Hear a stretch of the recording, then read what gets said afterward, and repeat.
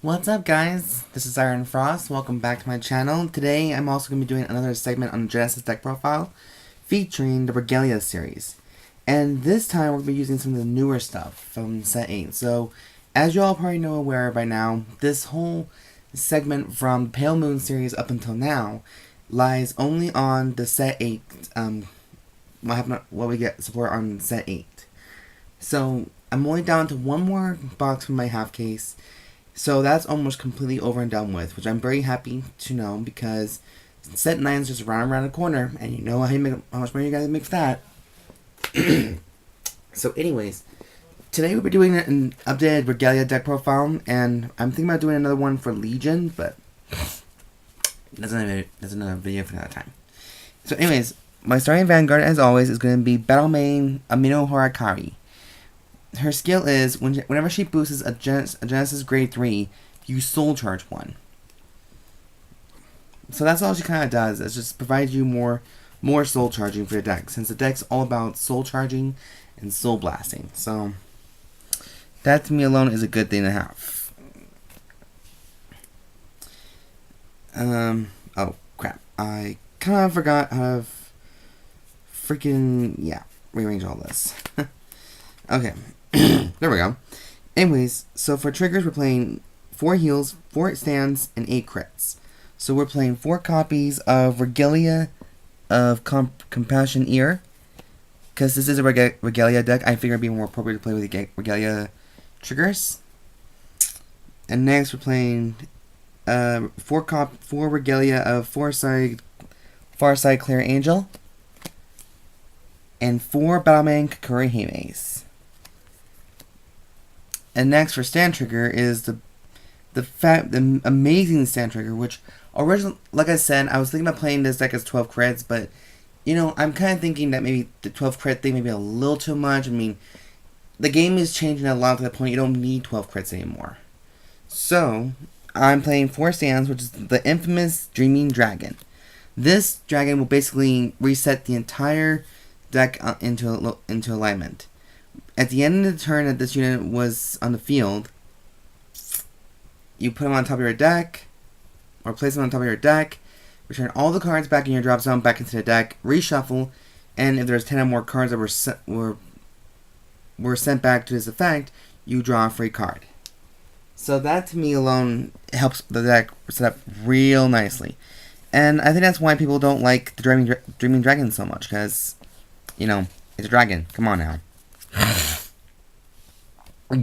Sorry guys, I'm just getting a little stuffy nose today, and I don't know why.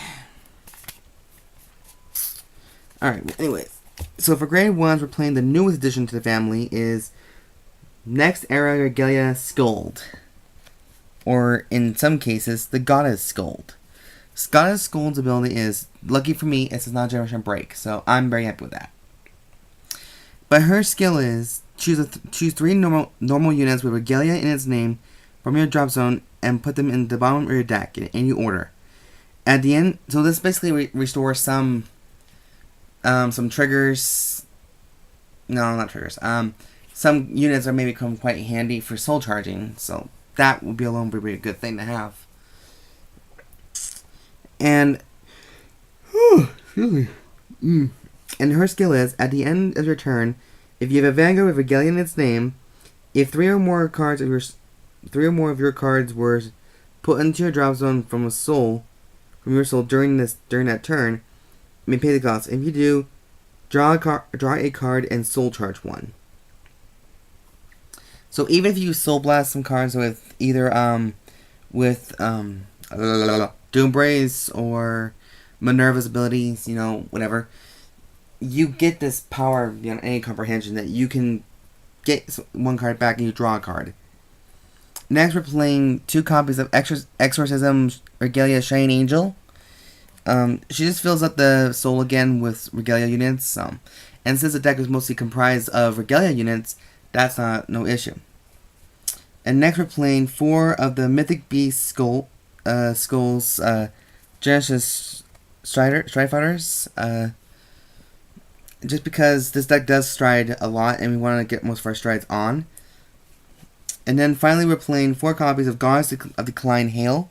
because there are some cards in here that do counterblast really a lot. So that is the 14 grade 1 lineup I have. I've tried so many ways to, even in my Shallow Paladin deck, I try to reduce some cards to like up to 3 or 2. Some people say try them at 1, but if it's below 2 or even 2, I can't do it, guys. You know, that's just not me. Next, alright. Next for, yeah, sorry guys. Next we're playing 4 copies of Regalia of Fate Norn. And this is my favorite grade 2 of all time. Because when she's sent to the drop zone due to a Soul Blast, you can give any unit with Regalia in its name 5,000 power. So that's why she's in here. I'm thinking about also just putting her into the Legion deck too, just because I haven't played Legion in like a long time. But for right now, she's good for other places. She doesn't have to be in Legion that much. So she's like a sword bee.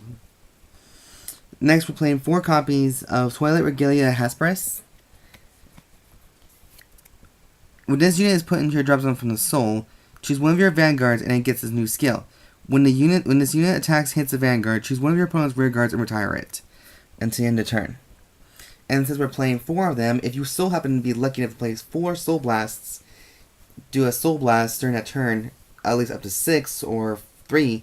And if you have 3 of these into your soul, you can have the power to retire 3 of your opponent's rear guards. Which I think is pretty much amazing. I'm just glad they invented that card. And then finally for grade 2, we're playing 3 copies of Midday Regalia Hemera. She does the exact same thing as Shining Angel does. You put up to 3 cards with Regalia name from your drop zone and put them into your soul. So that's pretty much all she does. It just helps to fill the soul a little bit more. Next for grade 3s, we are playing 4 copies of the newest member of the family, Regalia of the Present Age Verthandi. Almost sounded like freaking Spanish right there, but that's what it sounds like. Verthandi. And Verthandi's ability is active skill. The first one, because she's got like a bunch of skills right here. Okay. Active skill is Soul Blast 3 cards with the... Oh, this is a special Soul Blast. A special Soul Blast with Regalia in its card name. So a special Soul Blast is a new thing that we're calling it now. When you Soul Blast the number of cards depending on what name it is. Choose up to 3 units from your front row. Until the end of this turn, they get a new skill. Vanguard or Rear Guard. When this unit attack hits the Vanguard, look at the top 2 cards from your top of your deck. Put one into your hand and put one of them into your soul. And then a newer skill we have. During your turn, when your units for Regalia in this card named Stride, choose one of your Vanguards and at the end of turn, it gets a new skill. When your card is put into your soul, choose up to 3 units for Regalia name in your front row and they get 1,000 power in a turn. So basically, I think she's considered to be a stride breaker for Regalia Genesis. So she's a stride breaker. So whenever a Regalia strides on it, they get a stride skill. So that's pretty much convenient for all of them. And her skill is not really bad. Next, for final grade 3s, we're playing the classic Omniscience Regalia, 4 copies of Omniscience Regalia Minerva. This ain't the cross ride, so you know, I was really thinking about doing the cross ride version, but I don't have I've seen some people play Yggdrasil, but you know, I only play Yggdrasil in this deck if I really, really need to. But Minerva, she does well for me too, and plus, without Regalia Angelica, you don't really need to worry about the cross ride power. We all know what she does. She's been a very handy card since set of 14. And I know so many people keep telling me, will be saying it's like, she's very much a useless card right now. The Regalia's not that good anymore. I find that very hard to believe. People are just so focused on the bandwagon and fanboy thing, it's just not even funny. It's so pathetic. Anyways, Limit Break 4. Counterblast 1 and Soul Blast 3, and choose 3 cards from your hand and discard them. At the end of the battle this unit attacked, you may pay the cost, and if you do, stand this unit. and this unit gets plus 5,000 power in a turn. And the continuous ability is if you have a card named Regalia of Wisdom Angelica in your soul, gain 2,000 power, which we don't use. So that card, so we're basically using it for our first skill. And I could have used this to perform Angelica, but I just think Yggdrasil will be perfect for the Legion. That's just what I think. But other than that, she's a very excellent card to have. So that is the main deck for Regalia. And now for G units.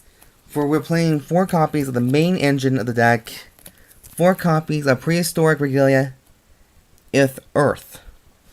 And I'm going to read her effect because this is a brand new card for me, even I don't know. Okay, oh, yeah, it's internet.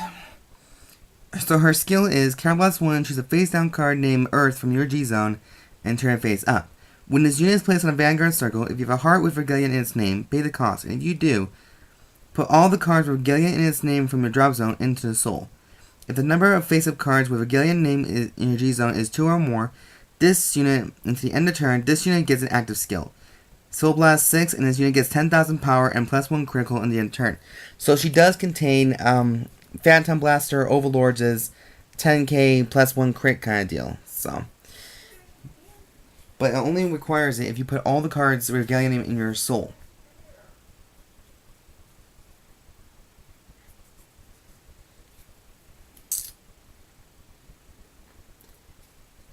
Next, we're playing 4 copies of Sacred Flame Ultimate Regalia Demeter. Another Regalia Stride. She's from the very first Fires collection for Strides. Luckily, I got a playset, so thank God for that. And her skill is very generic. Counterblast 1. When this unit attacks a Vanguard, if you have a heart with Regalia in its name, pay the cost. And if you do, for each of your heart cards, Soul Charge 3. Choose a card from your demo zone and turn it face up. So she provides you a counter charge plus a free soul charge, a 3-time soul charge. So this is perfect for preparing Urth to come to the field. It's considered like a cross stride kind of thing, but you just Demeter issues in here just to pave the way for it. Next, we're playing 4 copies of Great Angel Doombrace. We love this guy because of his awesome skill. You Soul Blast 3 cards, and you choose up to 2 units from your side of the field, and they give him plus 5,000 power. And if the number of cards in your soul is 2 or less, you Soul Charge 3. So this is perfect for, any situation at all. Plus, it adds a bit more pressure to let your opponent have to guard early, or whatever you prefer the most to have. Okay. And then finally, we're playing 4 G Guardians, Sky Dome Balmain Hanasatsuki.